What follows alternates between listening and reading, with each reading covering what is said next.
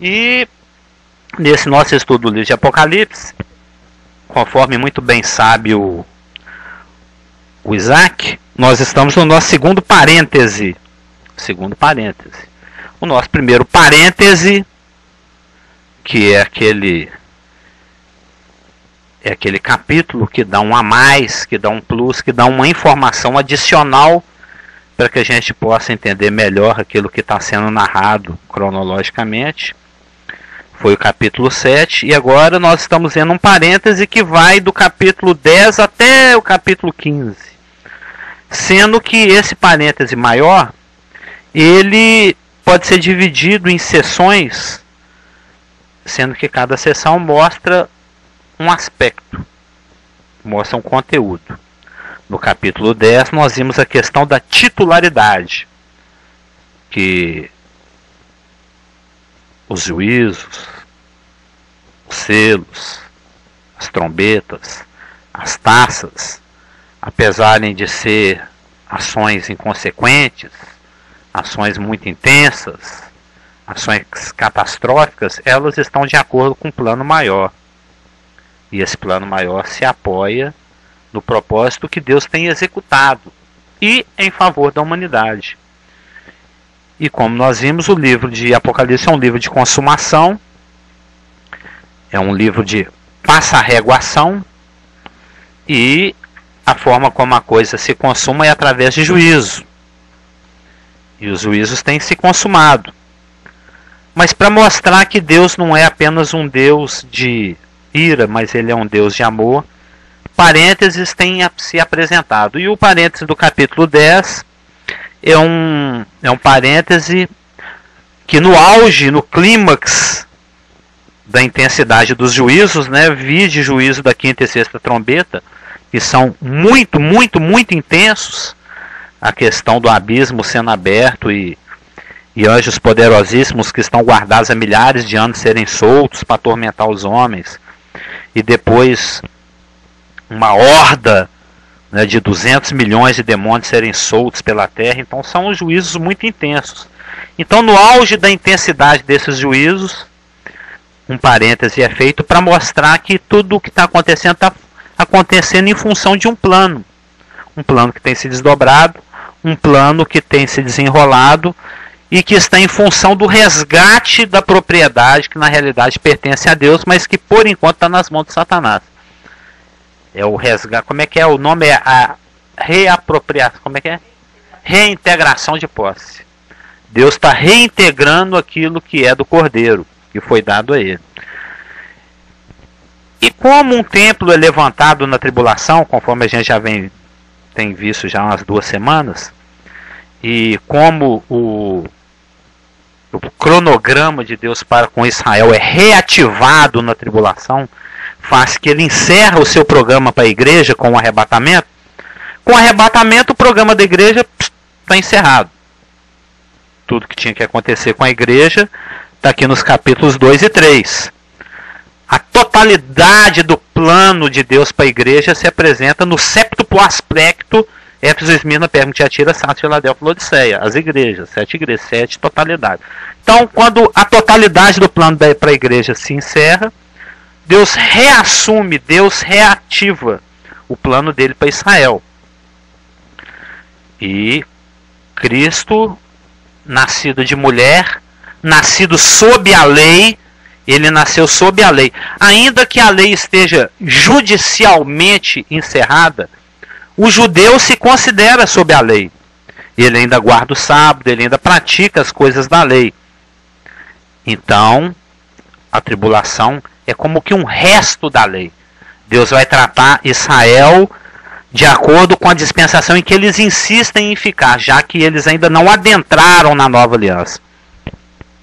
Deixa eu te falar, você falou aí sobre o arrebatamento. Aí eu estava querendo saber sobre que lá em Tessalonicenses 4,16 fala que no piscar, fechar de olhos, todos vão, né, desaparecer, né? Vão ser arrebatados. Mas aqui no Apocalipse 1,7 fala assim: eis que vem com as nuvens, e todo o olho o verá. Quer dizer, Lá também, Mateus fala que vai vir nas nuvens. Você acha que o arrebatamento ele vai ser invisível ou vai ser algo que todas as pessoas vão ver? A volta de Jesus, assim, ele arrebatando a igreja. Bem, esses dois versículos que você citou aí já são 7 anos depois do arrebatamento. Tem até um livro, como é que é? Resgatados pelo noivo e vindos com o rei. A gente é resgatado pelo noivo. O arrebatamento encerra o plano de Deus para com a igreja. Mas essa vinda aí que todo olho verá é Deus encerrando o plano dele para com os gentios e dando início a mais um step, mais um passo no desdobramento do plano dele para com Israel. Então esses textos aí, seja Mateus 24, seja esse Apocalipse 1:7 aí, ou 1:8, tem a ver com aquela vinda lá no final da tribulação. O arrebatamento é um dos passos que dá início à tribulação. A igreja é arrebatada exatamente para que Satanás possa manifestar todo o seu poder, manifestando aquele rapaz do primeiro selo, que é o anticristo, o rapaz do cavalo branco. A gente até falou algo a respeito assim na semana passada, mais esclarecido. Então aqui, tendo em vista que sob o patrocínio do príncipe romano, o cravinho, o anticristo, o Therion, né, a besta que surge do mar, o anticristo, com A maiúsculo, né, que tem muitos anticristos, esse é o anticristo. Sob o patrocínio do anticristo, os judeus religiosos, piedosos, conseguem fazer algo que eles têm ansiedade de fazer há milhares de anos, que é reconstruir o templo. Desde os anos 70, que o judeu chora por isso. E sob o patrocínio do anticristo, eles vão reerguer o terceiro templo. O primeiro foi aquele construído por Salomão, que foi destruído por Nabucodonosor, que foi reerguido sob Esdras e Neemias, que foi destruído pelo general romano Tito no ano 70, e agora nós vamos ter o terceiro. Não, tem que ser lá, né? Porque aquela mesquita muçulmana, a mesquita de Al-Aqsa ou Domo da Rocha, está parcialmente construída sobre o terreno onde anteriormente existia o templo. Entendeu? Aquele templo, tanto o de Salomão como o de Herodes. Tanto destruído pelo Nabucodonosor como destruído pelos romanos. Sempre tem que ser naquele lugar. Deus meio que fez um X assim no planeta, né? É só aqui que pode construir. No alto dessa montanha específica, nesse lote aqui. Então, é o único lugar que Deus escolheu no universo para encontrar com o homem na velha dispensação. Foi lá no... Existem inúmeras tradições. Dizem que é onde foi enterrado o crânio de Adão. E segundo as tradições talmúdicas, é onde o Abraão imolou, tipicamente imolou Isaac. É onde o profeta Maomé ascendeu aos céus, né? Então é um lugar importante. Segundo a tradição muçulmana. Tanto por isso que lá é importante. Que Satanás ele plagia, né? Ele não é uma contrafação, ele não contrafaz os planos de Deus.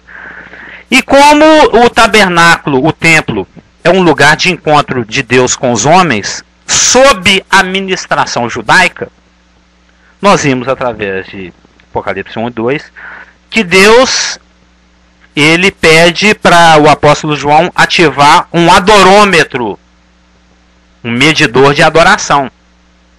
E nós vimos durante 1 ou 2 semanas que tanto a adoração judaica tribulacional como a adoração gentílica tribulacional tomam bomba, né? Eles são reprovados, elas são achadas deficientes, né?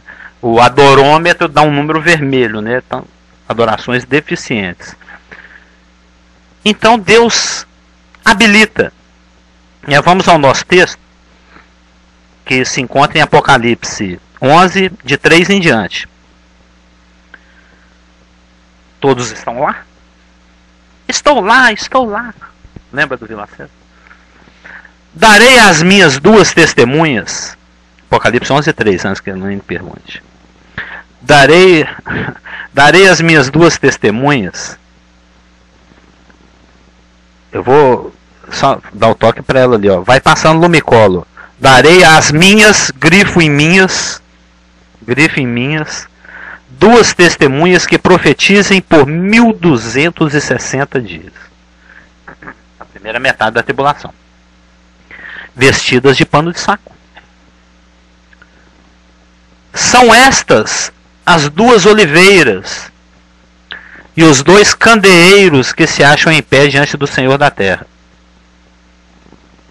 Se alguém pretende causar-lhes dano, sai fogo da sua boca e devora os inimigos.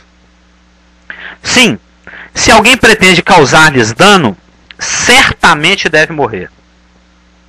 Elas, as 2 testemunhas, as 2 oliveiras e candeeiros, têm autoridade para fechar o céu para que não chova, durante os dias em que profetizarem, durante 3 anos e meio.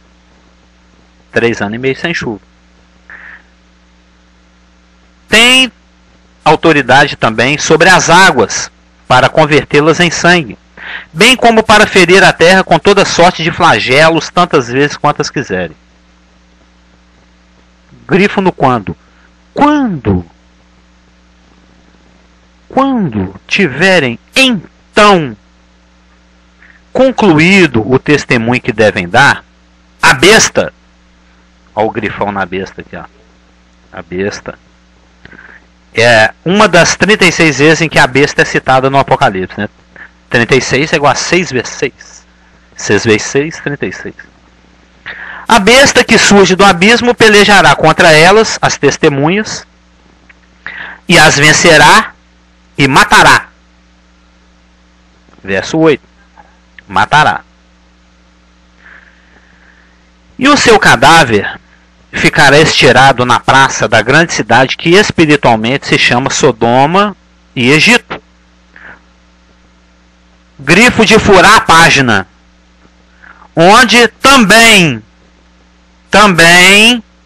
o seu Senhor foi crucificado. Então o gênero de morte delas é por crucificação. Então, muitos dentre os povos, tribos, línguas e nações contemplam os cadáveres das 2 testemunhas por 3 dias e meio e não permitem que esses cadáveres sejam sepultados. 3 dias e meio apodrecendo em praça pública. Os que habitam sobre a terra se alegram por causa deles. Realizarão festas e enviarão presentes uns aos outros. É um Natal satânico, né? Porquanto esses 2 profetas, é porque não comemoram um nascimento, comemoram uma morte, né? Porquanto esses 2 profetas, grifo, atormentaram os que moram sobre a terra. Atormentaram. Mas depois dos 3 dias e meio, um espírito de vida vindo da parte de Deus neles penetrou e eles se ergueram sobre os pés. E aqueles que os viram sobreveio grande medo. Walking Dead. Né? E as 2 testemunhas ouviram grande voz vinda do céu dizendo-lhes: subi para aqui. Lembra? Lembra do subir para aqui? Não, esse não precisa grifar, pode ser um risquinho de baixo. E subiram ao céu numa nuvem, e os seus inimigos as contemplaram.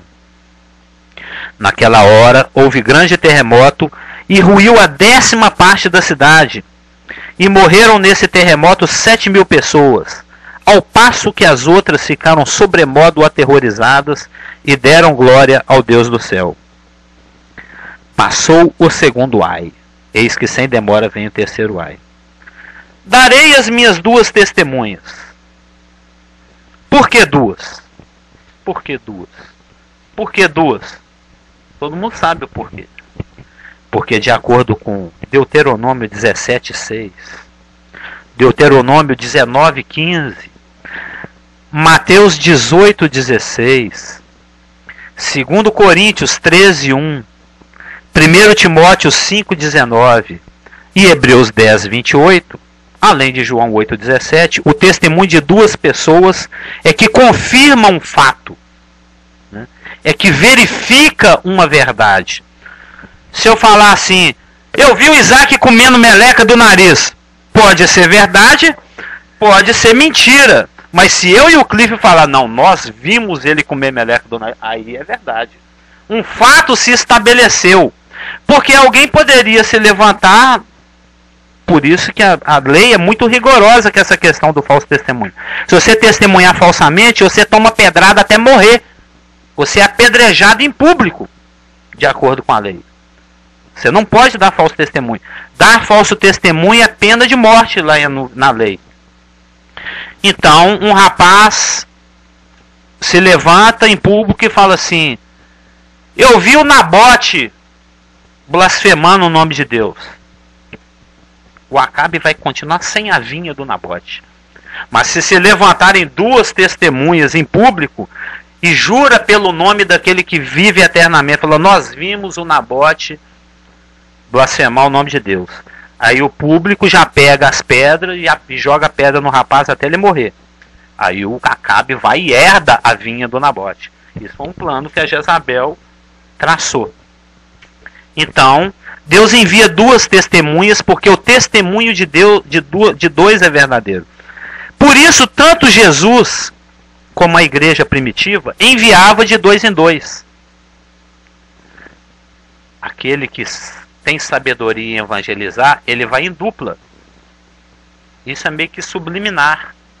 Quando duas pessoas falam a mesma coisa, é mais difícil de se desacreditar. E é mais fácil de se acreditar naquilo. Agora, quando é um só para... Verdade? Isso é mentira sua. De acordo... Por isso que Jesus, a igreja primitiva, mandava as suas testemunhas em pares. Né? Isso de acordo com Marcos 6:7, Lucas 10:1, Atos 13:2... e Atos 15, 39 e 40.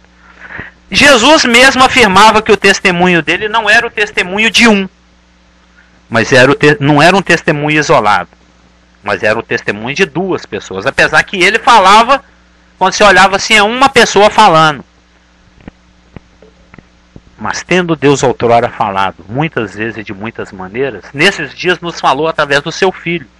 E ele confirmou o que Jesus falava através dos sinais que eram feitos através dele. Para provar que eu posso perdoar pecado, aleijado anda, cego que nasceu cego enxerga, defunto levanta. São sinais que só um Deus Todo-Poderoso, Criador do céu e da terra, pode fazer. Você consegue, você fica na frente de um carro funerário, você tem essa coragem? De parar assim, tá o carro passando na rua. Aquela família inteira, 20 carros seguindo e chorando. Você fica na frente do carro, para e abre o caixão. Defunto levanta. Você tem essa moral? Você arriscaria fazer isso? Alguém aqui? Eu não pago esse mico. Só se o Espírito Santo me mandar mesmo. Eu falei, mas você tem certeza, Espírito Santo? Não. Chove na lã aí para eu ter certeza. Não, agora chove em tudo, menos na lã, senão eu não vou. Tem que me dar muito sinal, porque senão você paga um micão.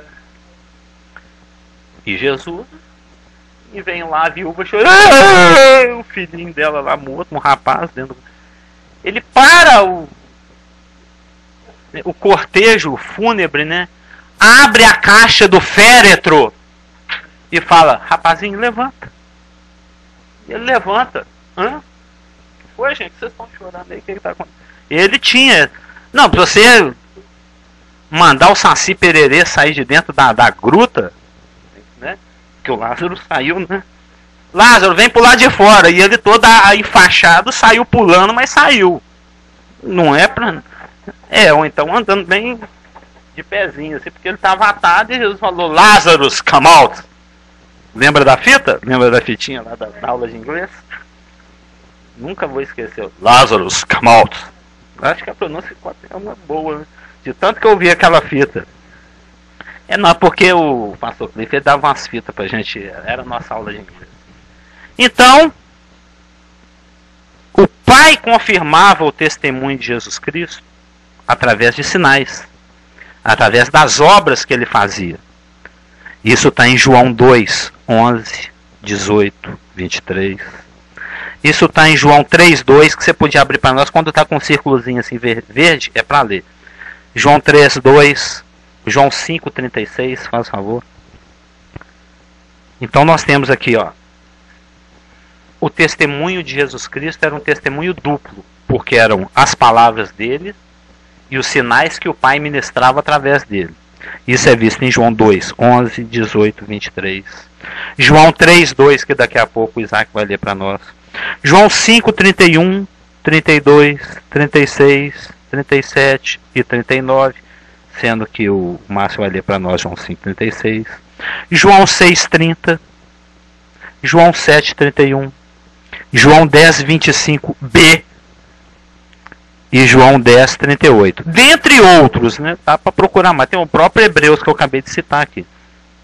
Você pode ler para nós, Isaac. João 3:2.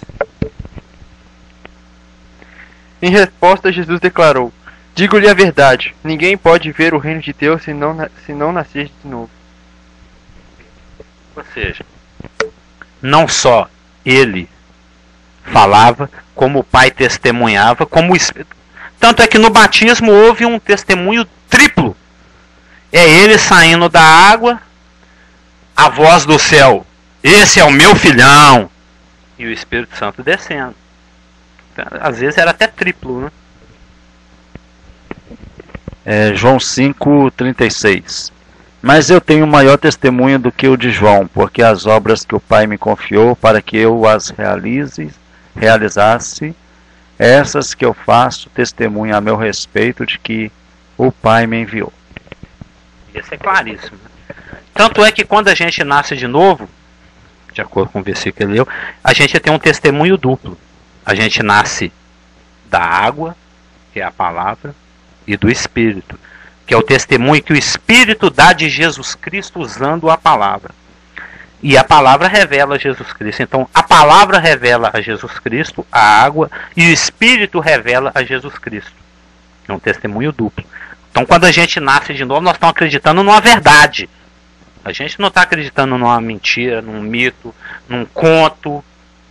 É algo que vem com testemunho duplo, da água e do Espírito, da palavra e do Consolador.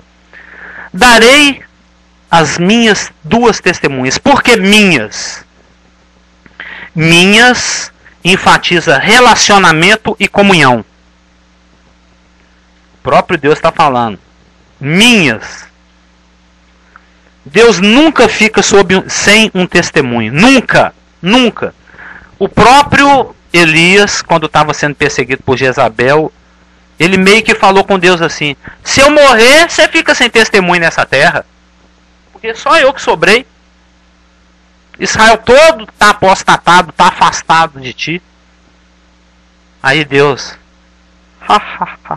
você está achando que é só você, Elias?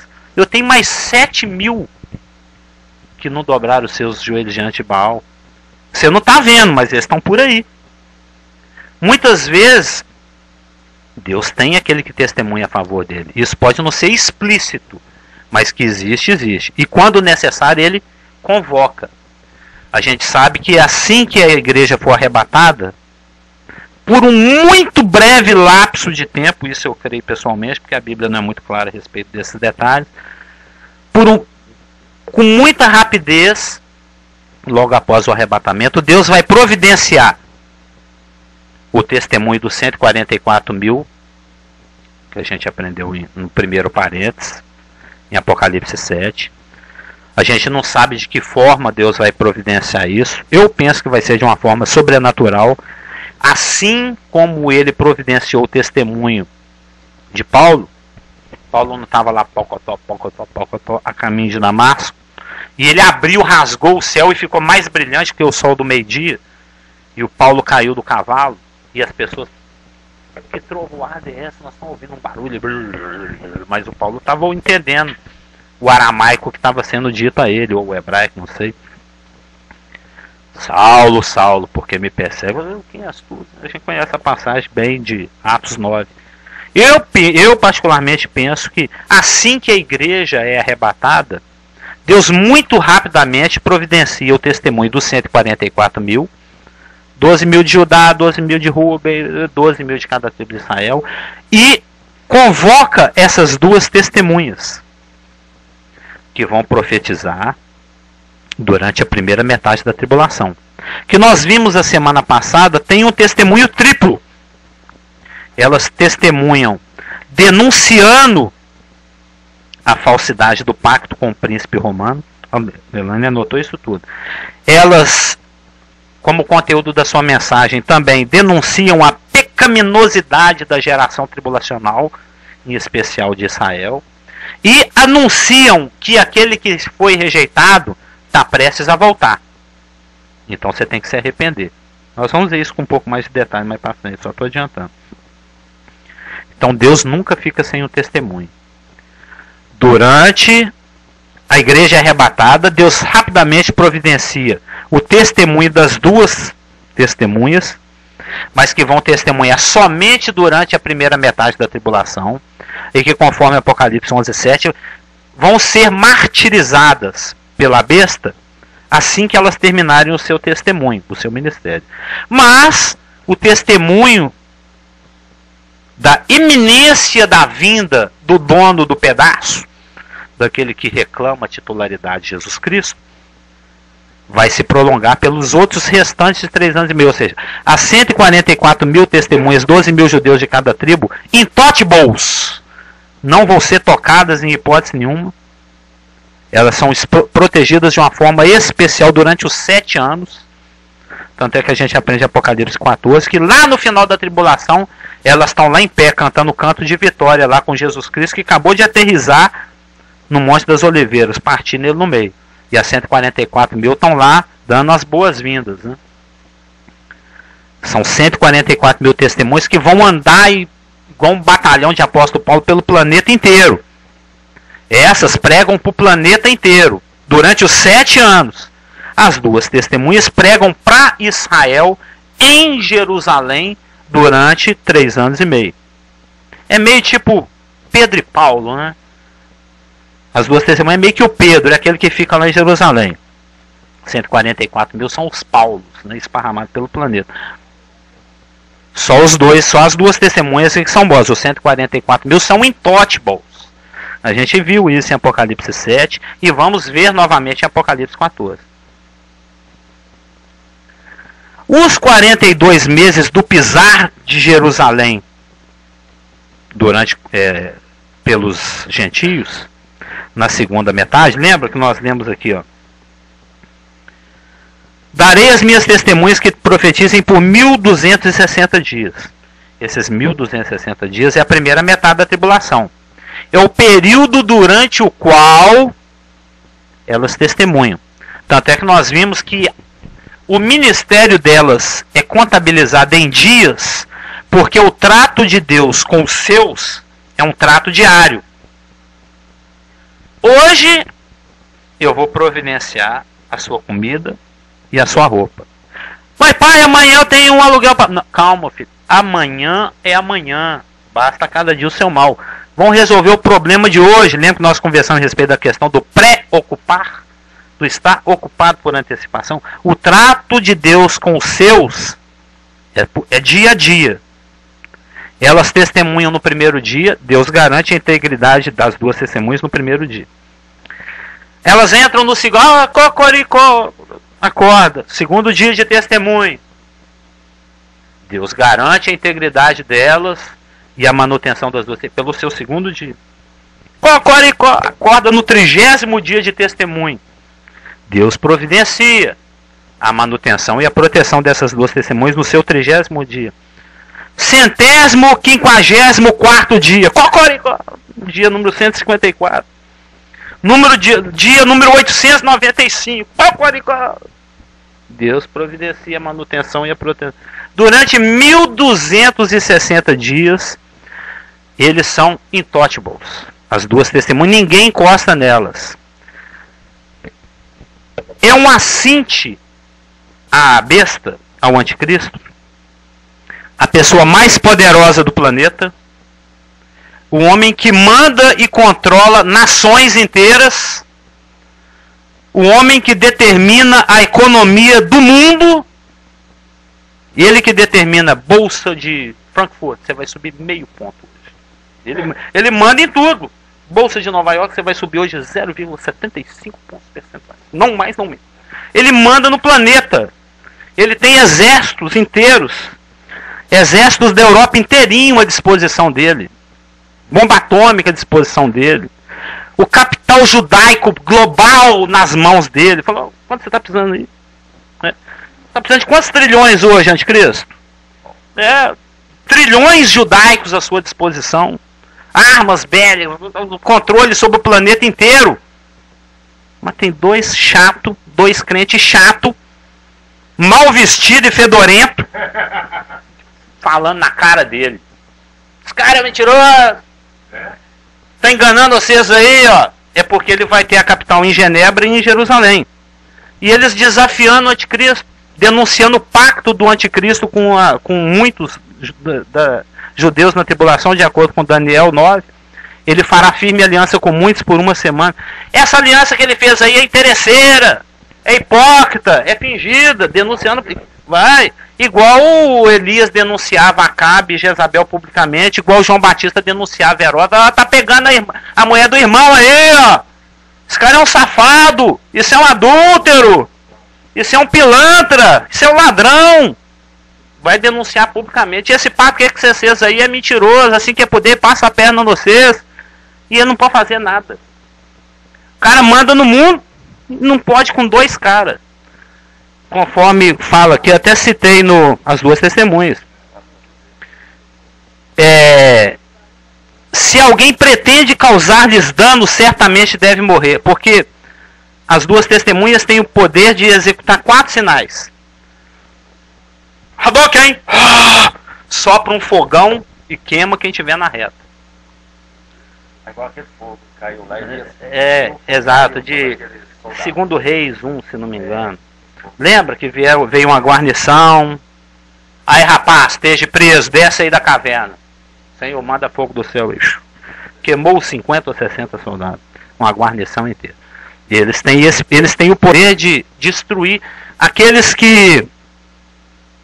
Apocalipse 11:5. Se alguém pretende causar-lhes dano. No grego não precisa falar assim, vim aqui te causar dano. Não precisa explicitar. A simples intenção mental de causar dano a elas já discernem e já falam, ó, já cai fogo aqui, já mata isso. É isso que eu queria dizer. Se você tem a intenção de prejudicar uma dessas duas testemunhas, eles já têm o poder de derrubar fogo do céu. Aliás, não é nem do céu, é de soprar na boca e matar essa pessoa. A primeira metade da tribulação o planeta está sob uma seca terrível. A trombeta tocou aqui, ó, caiu uma estrela do mar chamada Absinto e contaminou as águas. E se as pessoas insistem em tomar dessa água, morrem envenenadas. As águas do rio estão tudo contaminado, o mar está contaminado. Já racionada a água. Fala, em público, a CNN filmando. Hoje é o dia número 988, que esses dois chatos estão aqui em Jerusalém falando mal de todo mundo. E eles estão fazendo uma oração para não chover 3 anos e meio. Que maldito! Nós falamos na semana passada. Eles vão ser personas não gratíssimas. Eles vão ser muito mal vistos pelo planeta. O planeta vai odiá-los. A gente vê aqui em Apocalipse 11:10, que esses dois profetas atormentaram os que moram sobre a terra. Não é que eles vão enfiar bambu debaixo da unha das pessoas. Não é a tortura chinesa, é uma tortura mental. Porque, de acordo com o nosso texto temoso, de 2 Tessalonicenses 2, de 9 a 12, Satanás opera de acordo com toda a intensidade do seu poder. Sinais de prodígio de mentira. Hoje em dia isso já acontece. Ou você está sob a influência do príncipe da desobediência, ou você está sob a influência do Espírito Santo para a obediência. Os incrédulos, eles não têm a capacidade de perceber a verdade e serem salvos, porque o príncipe deste mundo engana as pessoas. Lá em Apocalipse 12 nós vamos ver que o processo de engano coletivo é quádruplo. Isso daqui umas 3 semanas nós vamos ver. o processo de engano coletivo, ele lança a mão de 4 armas, que nós não vamos mexer com isso hoje. E isso se aplica a indivíduos. Então, na tribulação isso vai ser muito mais acentuado. Vai existir muito mais facilidade em adorar Satanás do que adorar a Deus. E as pessoas vão ter dificuldade de receber a verdade. E essas minhas 2 testemunhas, elas vão falar de acordo com a verdade. E essa verdade vai incomodar as pessoas. Existem textos em João que fala que aquele que pratica as obras das trevas, quando vê a luz, se afasta, para que as suas obras não se revelem. Não tem texto assim, agora eu não estou lembrando aonde. Que aquele que pratica o mal, ele se afasta da luz. A luz se manifesta, as trevas recuam. E eles são luzeiros, eles são testemunhas de Deus, são faróis de Deus falando a verdade. Verdade essa que o mundo não quer ouvir. Eles vão estar pregando aquela parte amargosa lá que a gente andou conversando esses dias. Tem aqui um imprevisto. O estudo precisa acabar às 21. Ok. Então agora são... Ué, já são... Falta 7 minutos? Ok. E o tempo dos ministérios das 2 testemunhas é por 1260 dias, que é a primeira metade da tribulação. E o pisar dos gentios sobre Jerusalém são 42 meses, que é o tempo da segunda metade, que é o tempo quando os gentios têm a permissão de humilhar Jerusalém, de humilhar Israel. E profetizar no grego significa falar diante de, ou seja, tanto diante de Deus, eles estão testemunhando de Deus para os gentios e para os, principalmente para os judeus, diante da face de Deus, como eles estão diante dos homens, ou seja, vai ser algo público, vai ser algo que todo mundo vai assistir. Vestidas de pano de saco. Vestida de pano de saco. Esse tipo de vestimenta, ele é bem conhecido do crente, né, que lê a Bíblia. É a vestimenta que o Elias usava, é a vestimenta que o João Batista usava. Era a vestimenta que quando alguém estava de luto, Davi perdeu um filho, ele se vestia de saco e jogava areia na cabeça e ficava batendo no peito.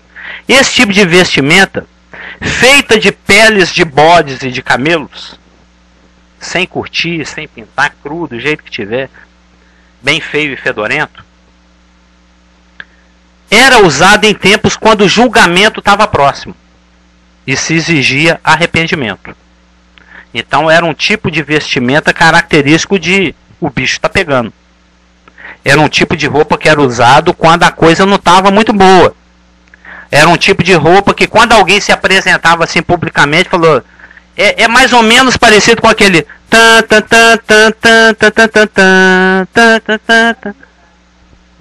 também humildade, humilhação, luto,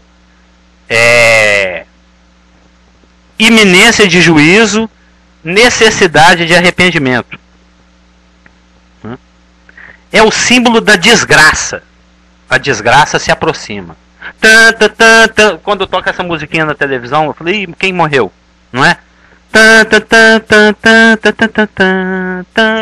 Aquele monte de microfone voando assim, eu falei, bateu o avião lá na Torre Gêmea, morreu alguém, avião caiu, alguma coisa aconteceu. Você já, todo mundo presta atenção que o ser humano gosta do mal, gosta da desgraça naturalmente. Então ele na mesma hora falou, opa, para toda, larga a panela queimando e corre pra televisão para ver o que está acontecendo. Quem que morreu? O que aconteceu? Qual avião que caiu? Que tá? A roupa, o profeta se apresentar em público vestido de pano de saco era o opa, notícia ruim. Tem coisa ruim acontecendo. Alguém morreu. Algo ruim vai acontecer. Era uma roupa própria para o luto. Né? Então, face à exiguidade do tempo, eu não vou citar aqui os 30 versículos. Ou seja, a sua mensagem vai ser essencialmente a mensagem de João Batista, que também se apresentava em público vestido de pano de saco, mal vestidamente vestido de pano de saco, que é anunciar o julgamento futuro e iminente e chamar ao arrependimento. Ou seja, vem juízo e só tem um jeito de escapar do juízo: se arrepender e chorar, e ver se tem jeito de escapar. É isso que significa. O que tem a ver, a Elaine perguntou, humildade? É lógico, tem a ver com humildade, tem a ver com humilhação, tem a ver com julgamento, tem a ver com a iminência da chegada da desgraça, tem a ver com a necessidade do arrependimento, mas também é ilustrativo. Ilustra a condição miserável do homem. Lembra do paninho? O trapo da perninha lá, o trapo de imundícia, não precisa dar muito detalhe não, né?